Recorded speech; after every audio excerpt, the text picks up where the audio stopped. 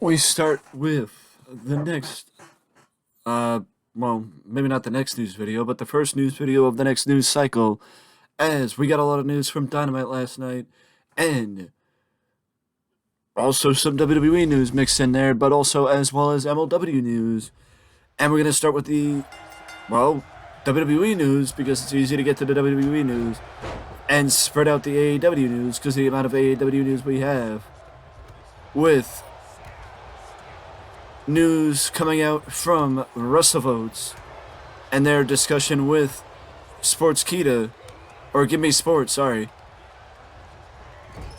They made the announcement saying that Pete Dunne will likely be getting his name back before the end of the year. Pete Dunne has been been under the name Butch since making his debut in the main roster, and many fans have wondered if Pete Dunne will ever get his name back. And it does seem like, at this point, that Pete Dunne will be getting his name back before the end of the year. But if Pete Dunne does get his name back, then it will be not under the Brawling Brutes name, or under the Brawling Brutes tag team, and that the Brawling Brutes will likely go their own separate ways.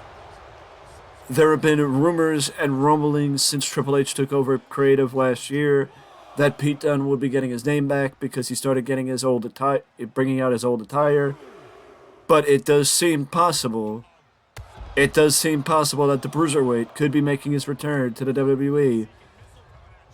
And as WrestleVotes tells Give Me Sport, it could be before the end of the year.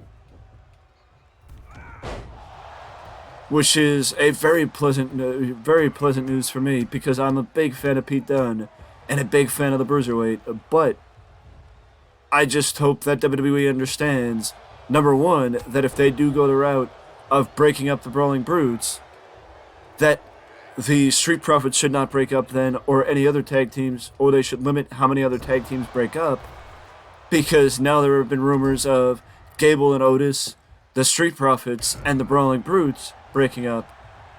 And number one, that does point to the idea of WWE keeping the tag team keeping the tag team titles unified and not splitting them up, because it would be, with the fact that they're planning on breaking up 3 tag teams possibly, or splitting 3 tag teams possibly, it makes more sense to then keep the tag team titles unified, because it would allow the company to, break up the tag teams and have a limited number of tag teams within the company, because you need less tag teams within the company if you have less titles. But you still need depth within the division, because you need to be able to have tag team matches that aren't just world tag team matches. And also, I do think that I understand if they want to push Chad Gable, that they want to break up Gable and Otis. Fine. I understand if they want to push Montez Ford, they want to break up Montez Ford and Angelo Dawkins. I get that.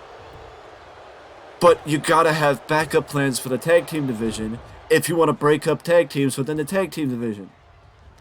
Because you can't just keep taking from the tag team division, because then it'll look like the women's division after the releases in 2022 and 2021 and 2022. In 2020 and 2021, where you end up with nobody within the division because you released everyone. So you just gotta think about the depth in the tag team division the depth within the tag team division before you start breaking up tag teams. Even though I am just as excited about Pete Dunne coming back as anybody else, I'm also thinking about it from the booking standpoint, that WWE needs to keep in mind, if they do break up the Brawling Brutes, where are they going to go with the tag team division, and adding in a replacement for the tag teams that they split up. But now we shift over to AEW, as we saw a we saw a massive debut on Rampage last night. On Dynamite, rather, sorry.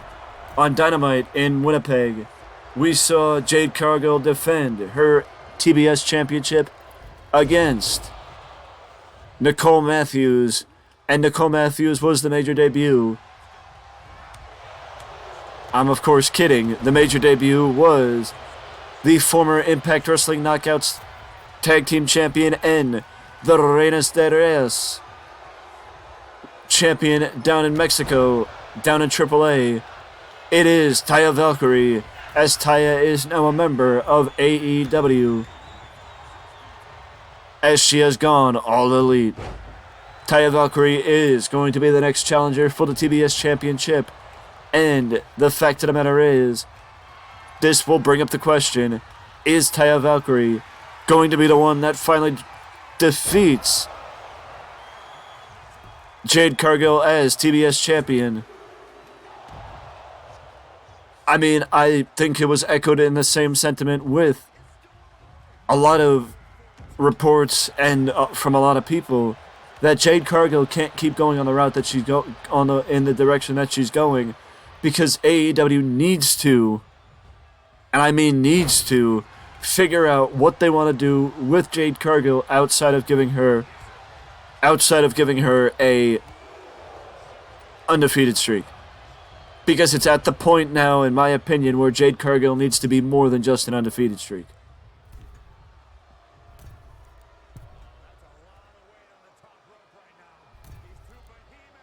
What?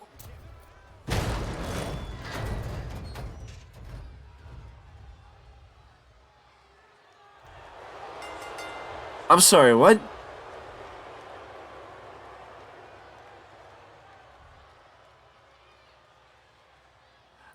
Jade Cargill needs to be more than just an undefeated streak.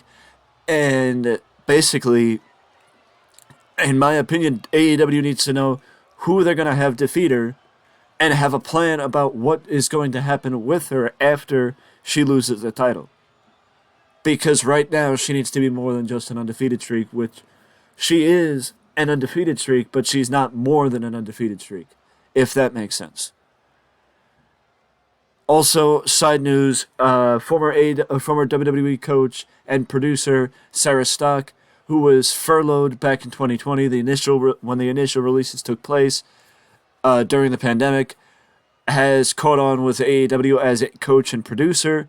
She was introduced before Dynamite last night, and basically, Sarah Stock's going to be a coach and producer now for AEW, so props to her for being able to be brought on and now sticking around in returning to professional wrestling, I should say, as a member of AEW and as a coach. So props to Sarah Stock for returning, and props to Taya Valkyrie.